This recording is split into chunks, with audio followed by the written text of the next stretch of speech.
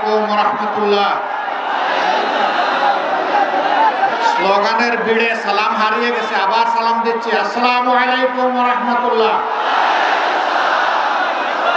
আলহামদুলিল্লাহি রাব্বিল আলামিন والصلاة والسلام على رسوله الكريم وعلى آله وصحبه وأهل بيته أجمعين। বাংলাদেশ জামাত ইসলামী শহীদানের মার্কাজ ঐতিহ্যবাহী সাতক্ষীরা জেলা শাখা আয়োজিত আজকের এই কর্মী সম্মেলনের সম্মানিত সভাপতি, সম্মানিত জেলা আমির, উপস্থিত বিশেষ অতিথিবৃন্দ, বাংলাদেশ জামাতে ইসলামীর নির্বাহী পরিষদের অন্যতম সদস্য, সাতক্ষীরা মাটি ও মানুষের প্রিয়জন জনাব অধ্যক্ষ ইজ্জতুল্লাহ, অন্যতম সদস্য নির্বাহী পরিষদের জনাব মোবারক হুসাইন, সাতক্ষীরা মাটি এবং মানুষের নেতা এবং প্রিয়জন জনাব মুহাদ্দিস আব্দুল খালেক সহ আঞ্চলিক নেতৃবৃন্দ এবং সাতক্ষীরার প্রিয় সহকর্মী ভাই ও বোনেরা, আমি জানি এই কর্মী সম্মেলন শুধু ভাইদের জন্য, কিন্তু বাসার আঙ্গিনায় আসার পথে অনেকগুলা ছাদে উৎসুক বোনদেরকে আমি দেখতে পেয়েছি। আজকে তাদেরকে আমরা মাহরুম করেছি বলে দুঃখিত। আগামীতে তাদের জন্য কোনো আয়োজন করা হবে বলে আমি প্রত্যাশা রাখি ইনশাআল্লাহ। আপনারা সবাই কেমন আছেন? আল্লাহ রাব্বুল আলামিন ইজ্জতের সাথে আপনাদেরকে ভালো রাখুন। এই মাটিকে আমরা খুব ভালোবাসি। কোরআনের পক্ষে কথা বলতে গিয়ে, আল্লাহর দ্বীনের পক্ষে কথা বলতে গিয়ে, মজলুম নেতৃবৃন্দের পক্ষে কথা বলতে গিয়ে বাংলাদেশের কোন জেলা এত বেশি জীবন এবং রক্ত উপহার দেয়নি। এই জন্য সাতক্ষীরার অবস্থান বাংলাদেশ জামাতে ইসলামীর কাছে অনন্য উচ্চতায়। আল্লাহ তাআলার দরবারে দোয়া করি, আল্লাহ তাআলা ক্রমাগতভাবে যেন এই জেলার মর্যাদা বৃদ্ধি করে দেন।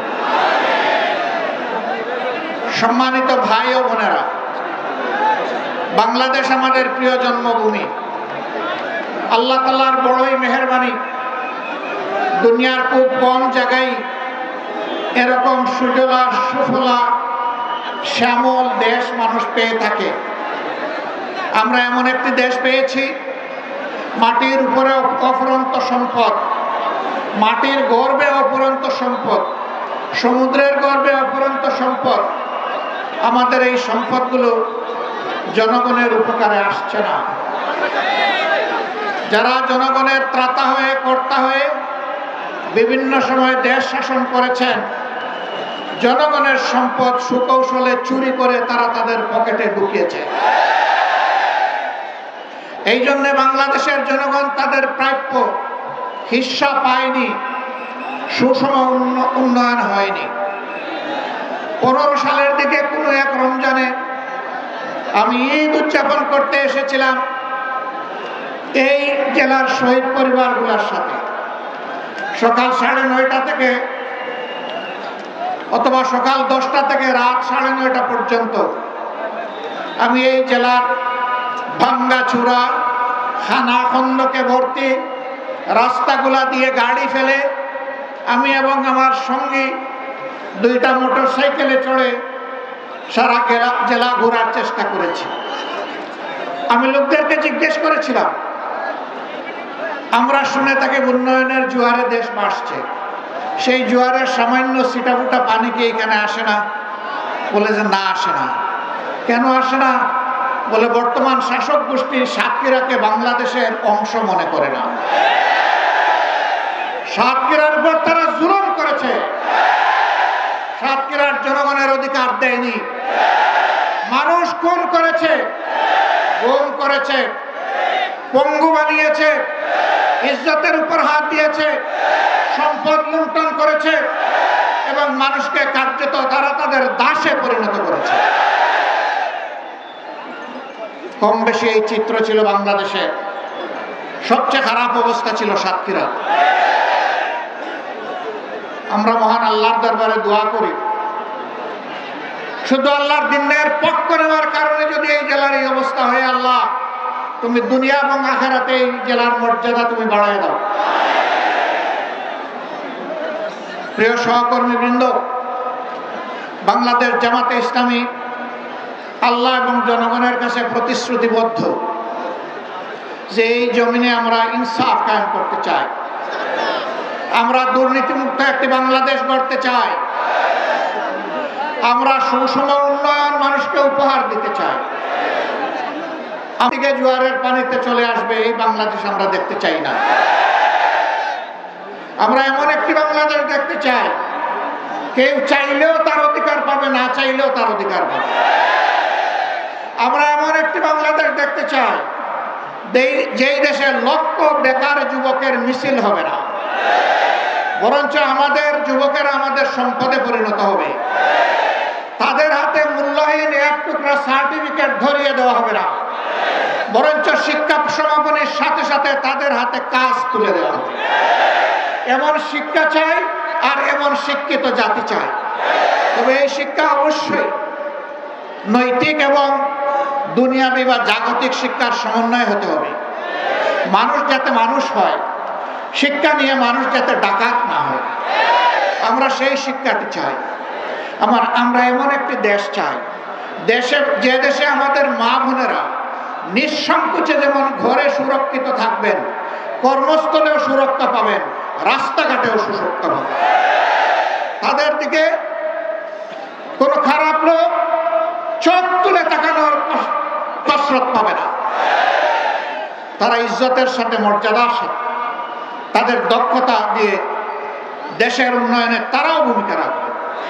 নবী করিম সাল্লাল্লাহু আলাইহি ওয়াসাল্লাম মানব জীবনের সবচেয়ে ঝুঁকিপূর্ণ কাজেও মহিলাদেরকে শরীক করেছেন। সেই কাজটি হচ্ছে যুদ্ধ। যুদ্ধে মারা পুরুষের পাশে থেকে তারাও যুদ্ধ করেছে। বিশেষ করে বদর যুদ্ধের কঠিন দিনে আমি প্রায় এই উদাহরণটা দিয়ে থাকি। যখন কাফেররা আল্লাহ রসুলের খুব কাছাকাছি চলে এসেছিল তাকে হত্যা করার জন্য, যখন পুরুষ যোদ্ধারা দিক বিদিক কিছুটা জ্ঞান হারিয়ে ফেলেছিলেন, তখন একজন মা চতুর্দিকে ঘুরে ঘুরে আল্লাহ রসুলকে বেষ্টনে দিয়ে রেখেছিলেন।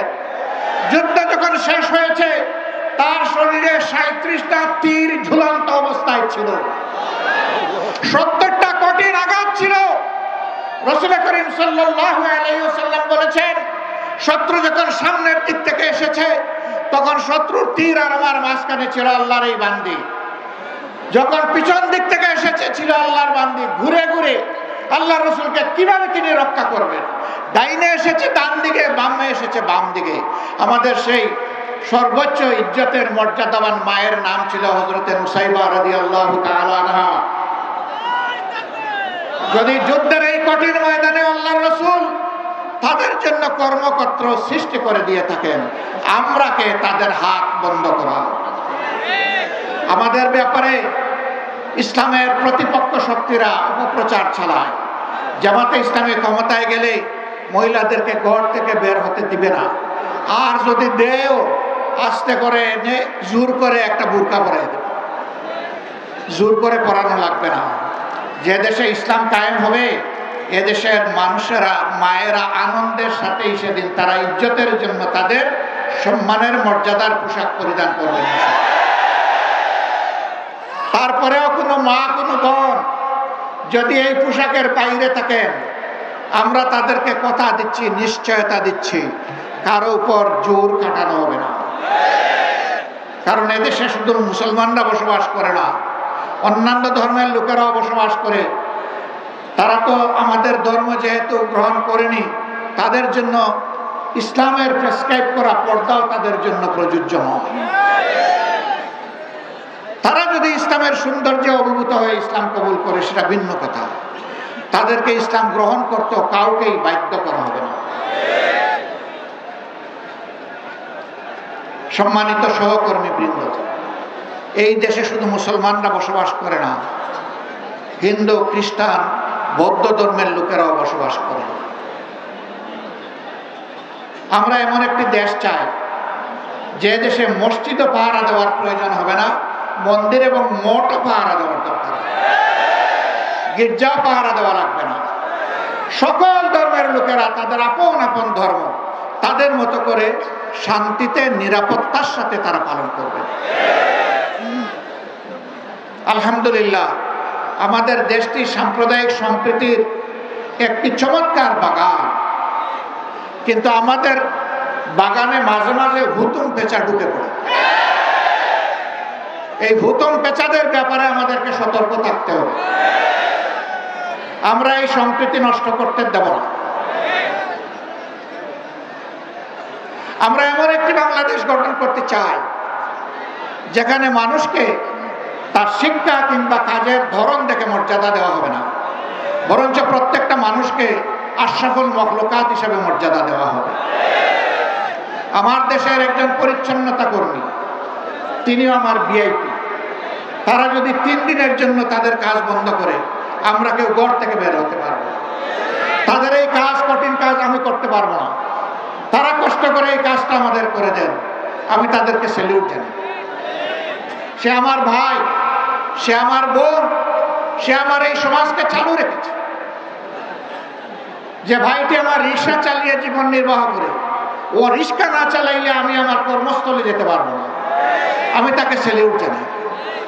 আমি দেখবো না তিনি রিক্সাওয়ালা, আমি এটাও দেখবো না তিনি একজন অতি সাধারণ কম শিক্ষিত মানুষ, আমি তাকে তার কাজের মর্যাদা দেব। এইভাবে সমস্ত মানুষ, মুটে মাঝি কুলি, যে যেখানে আমরা আছি, শ্রমিক, কৃষক, আপামর জনতা, বিভিন্ন পেশাজীবী, যার যার পেশায় তিনি মর্যাদা এবং দায়িত্ববোধের সাথে দায়িত্ব পালন করবেন ইনশাআল্লাহ। সেই সম্প্রীতির বাংলাদেশ যদি আমরা গঠন করতে পারি, তাহলে এই সম্প্রীতির বাংলাদেশকে রোকার সাধ্য কারোই থাকবে না। এই জন্য আমরা চাই জাতীয় স্বার্থে দল এবং ধর্মের ঊর্ধ্বে উঠে আমরা থাকবো এক। সেই ইস্পাত কঠিন জাতীয় ঐক্য আমরা চাই, যেখানে উলামায়ে কেরাম মর্যাদা পাবেন, পেশাজীবীরা মর্যাদা পাবেন, সকল শ্রেণী পেশার মানুষ মর্যাদা পাবেন। এই যে 24-এর স্বাধীনতা এসেছে এমনি এমনি আসেনি ভাই। 2006 সালের 28 অক্টোবর স্পষ্ট দিবালোকে আলোকে বইটা দিয়ে আদম সন্তানদেরকে হত্যা করার পর যখন তাদের নিথর দেহ পড়ে তড়পাচ্ছিল, তখন তার উপর উঠে বিকৃত রুচির ওই কুরেরা তখন তারা লাফালাফি করেছিল। সেই দিন বাংলাদেশ পথ হারিয়েছিল। সেই পথ হারা বাংলাদেশ দীর্ঘ ত্যাগের পর আবার আল্লাহর অশেষ মেহেরবানিতে 2024 সালের 5 আগস্ট আবার তার পথে ফিরে এসেছে। এর মাঝে অনেক রক্ত দিতে হয়েছে। 57 জন কমিটির দেশপ্রেমিক চৌকস সেনা অফিসারকে খুন করা হয়েছে 2009 সালের 25 এবং 26 ফেব্রুয়ারি ঢাকার পিলখানায় তৎকালীন বিডিআরের সদর দপ্তরে। এরপরে জামাতে ইসলামের নেতৃবৃন্দকে দফায় দফায় খুন করা হয়েছে। 2 জন সাবেক আমিরে জামাত সহ 11 জন কলিজার টুকরা আমাদের মাথার তাজ শীর্ষ নেতৃবৃন্দকে বিচারের নামে জুলুম করে খুন করা হয়েছে। এই খুনের প্রতিবাদ যারা করেছেন, অন্যায়ের প্রতিবাদ করেছেন, তাদেরকে গ্রামে গঞ্জে খুন করা হয়েছে। আগেই বলেছি, সবচেয়ে বেশি খুনের ঘটনা ঘটেছে এই সাতক্ষীরা। তারপরে আপনাদের পার্শ্ববর্তী জেলা ঝিনাইদহে এইভাবে বিভিন্ন জায়গায় খুনের তাণ্ডব চালানো হয়েছে। ভাই ও বোনেরা, সর্বশেষ এই বছরে 1 জুলাই থেকে শুরু করে 5 আগস্ট পর্যন্ত খুনের বন্যায় বাংলাদেশকে ভাসিয়ে দেওয়া হয়েছে। বৈষম্য বিরোধী ছাত্র জনতা রাস্তায় নেমে এসেছিল। তাদের হাতে কোনো আগ্নেয়াস্ত্র ছিল না, এমনকি তাদের হাতে কোনো ইট পাটকেলও ছিল না। তারা শান্তিপূর্ণভাবে দাবি আদায়ের জন্য রাস্তায় নেমেছিল। কোটার সংস্কারের জন্য, কোটা বাতিলের জন্য নয়। তারা বলেছিল যৌক্তিক কোটা দেন, আমাদের আপত্তি নাই, কিন্তু কোটার নামে জাতির সাথে মেধার সাথে তামসা করবেন তা আমরা মানব না। কেন তারা এটা বলল? ইসরায়েল তাদের বিরুদ্ধে মানুষের কিনা, এদেশের মানুষের কিনায় অস্ত্র এবং বুলেট দিয়ে জাতির বিরুদ্ধে তাদেরকে পাঠিয়ে দেওয়া হলো। একদিকে সরকারি বাহিনীকে নামিয়ে দেওয়া হলো, আরেকদিকে সরকার তাদের সশস্ত্র গুন্ডাদেরকে নামিয়ে দিল। এই উভয় পক্ষের আঘাতে আঘাতে জর্জরিত হয়ে ১৫০০-এর কম বেশি আদম সন্তান শুধু এই ক্ষুদ্র সময়ের ভিতরে দুনিয়া থেকে বিদায় নিয়েছেন। ৬ সালের ২৮ অক্টোবর থেকে শুরু করে ২৪ সালের ৫ আগস্ট পর্যন্ত জালিমের জুলুমের শিকার হয়ে যারা বিদায় নিয়েছেন, আল্লাহর দরবারে দোয়া করে আল্লাহ তাআলা তাদেরকে শহীদ হিসাবে কবুল করুন। তাদের পরিবারকে আল্লাহ মর্যাদা দান করুন। এই পরিবারগুলো জাতির সম্পদ। আজীবন আল্লাহ তাআলা এই পরিবারগুলোর কাছে আমাদের ঋণবোধের মানসিকতা নিয়ে তাদেরকে সম্মান করার তৌফিক দান করুন। যারা পঙ্গু হয়েছেন তাদের খেদমতকে আল্লাহ কবুল করুন। আল্লাহ তাদের জীবনটা সচল করে দিন। প্রিয় সাতক্ষীরাবাসী, আজকে আসার পথে আমি দেখলাম এরকম আরো 3টা মাঠ উপচে পড়া মানুষ রাস্তাঘাটে। এই মাঠে তাদেরকে সুযোগ দেওয়া যায়নি বলে আমি সবার পক্ষ থেকে দুঃখ প্রকাশ করছি। আল্লাহ তাআলার আসমান অসীম, জমিন সসীম। সেই সসীম জমিনের ছোট্ট একটা টুকরা আমরা পেয়েছি। আমরা এই বাংলাদেশকে প্রাণ উজাড় করে ভালোবাসতে চাই। আমরা ভালোবাসি। এই জন্য আমাদের কোনো দাদা, মামা, খালু, ফুফির বাড়ি নাই। এটি আমাদের আউয়াল ঠিকানা, দুনিয়ায় এটি আমাদের আখের ঠিকানা। আমাদের উপর জুলুম করা হয়েছে, আমরা দেশ ছেড়ে কোথাও পালিয়ে যাই। দেশকে যারা ভালোবাসে তারা দেশ ছেড়ে পালিয়ে যেতে পারে না। দেশের প্রতি যাদের দায়বোধ তাই তারা যে কোনো সময় দেশকে খোদা হাফেজ বলতে পারে। আমরা বলবো না। আমরা আমাদের আল্লাহর কাছে আমরা খুবই বিনীত, কৃতজ্ঞ। তিনি এমন একটি সুন্দর দেশে আমাদেরকে পয়দা করেছেন। আমরা এই দেশ নিয়ে বাঁচতে চাই, এই দেশেই অন্যায়ের বিরুদ্ধে লড়তে চাই এবং এই দেশকেই আমরা দুনিয়ার একটা শ্রেষ্ঠ দেশে পরিণত করতে চাই। এই সংগ্রামের দায়িত্ব আপনাদেরকে নিতে হবে। আপনারা নেওয়ার জন্য প্রস্তুত? এই হালকা প্রস্তুতে হবে না, আওয়াজ দেন। আপনারা প্রস্তুত? আলহামদুলিল্লাহ, আল্লাহ কবুল করুন। আজকে সারা বাংলাদেশ থেকে গর্জন উঠেছে সিংহের আওয়াজে। আমরা জীবন দিব, কিন্তু আমার দেশের 1 ইঞ্চি মাটি কোনো হায়নাকে দেব না। আল্লাহ তাআলা আমাদেরকে এই শক্তি দান করুন। 24-এর আমাদের সন্তান, বুকের সন্তান, যুবক যুবতীরা, তারা যে অন্যায়ের বিরুদ্ধে বুক চিতিয়ে লড়াই করেছে, আল্লাহর কাছে চাই, হে আল্লাহ, তুমি তাদের অন্তর দেশপ্রেম এবং তোমার ইমানের নূর দিয়ে পরিপূর্ণ করে দাও। আর ও ধরনের জেনারেশন প্রজন্ম আমাদেরকে বারবার উপহার দাও। বাংলাদেশের মানুষের ফুলের বাগান তুমি ওই সমস্ত মানুষ দিয়ে পরিপূর্ণ করে দাও। আমরা একটা মানবিক বাংলাদেশ গড়তে চাই।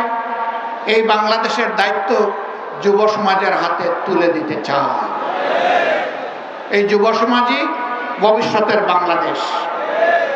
আপনারা সবাই দায়িত্ব তুলে দিতে রাজি আছেন? যারা বয়স্ক তারা কি মন খারাপ করলেন? একবার এক সন্তানকে সম্বর্ধনা দেওয়া হচ্ছে তার কৃতিত্বের জন্য। তো ছেলের ব্যাপারে অনেক কিছু বলা হয়েছে। বাপকে কেউ চিনে না। বাপ এতক্ষণ চিন্তা করলো, কি রে, আমারে কেউ একটু স্মরণ করল। যখন তার হাতে ক্রেস্ট তুলে দেওয়া হবে, বাপ দাঁড়িয়ে বলল, আমার একটি কথা আছে। এত সময় আপনারা যাকে সম্বর্ধনা দেওয়ার জন্য অনেক প্রশংসা করেছেন, দেখতে হবে ছেলেটা কার। আলহামদুলিল্লাহ, এক কথায় সব কিছু বুকের ভিতরে এসে গেছে। বুকের ছেলে যেমন বুকে থাকে, বুকের ছেলের কৃতিত্ব তেমন বাবার বুকে চলে আসে। কাজেই আমরা আমাদের সন্তানদের নিয়ে গর্বিত। আলহামদুলিল্লাহ, এমন সন্তান আল্লাহ আমাদেরকে দান করেছেন বলে আমরা আল্লাহ শুকরিয়া আদায় করি। সেই বাংলাদেশে আমরা চাচ্ছি। আমরা ইনশাআল্লাহ আমাদের সন্তানদেরকে সঙ্গে নিয়ে বুকে ধারণ করে আগামীর দায়িত্ব তাদের হাতে তুলে দেব। এই বাংলাদেশ আমরা চাই। এই বাংলাদেশ আপনারাও চান? তাহলে ঘরে ঘরে আওয়াজ ছড়িয়ে দিন। আমাদের কথা খুব সংক্ষিপ্ত, আগেও বলেছি। আল্লাহ যেহেতু এই দেশটা আমাদেরকে দিয়েছেন, আমরা এই দেশটাকে পৃথিবীর একটা শ্রেষ্ঠ দেশ বানাতে চাই ইনশাআল্লাহ। কিন্তু আমাদের আকাশে আজকের মেঘের কথা বলছি না, কালো শকুন এখনো ঘোরাফেরা করতেছে। এই শকুনের দিকে তীর্যক দৃষ্টি রাখতে হবে। কোনো শকুনকে মাটিতে নামতে দেওয়া যাবে না। আপনারা টের পাচ্ছেন মাঝে মধ্যে ফুসফাস।